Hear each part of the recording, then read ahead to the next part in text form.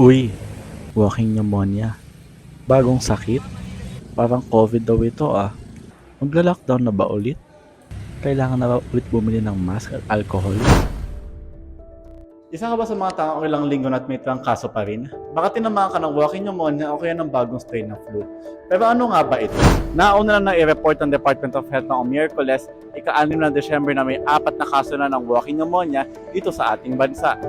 Nilinaw rin ni Health Undersecretary Eric Tayag na hindi bagong sakit ang walking pneumonia at ito ay nakita na sa mga naunang sakit. Tinawag ang sakit na walking pneumonia dahil ang mga taong may sakit nito ay may kaunting sintomas lamang.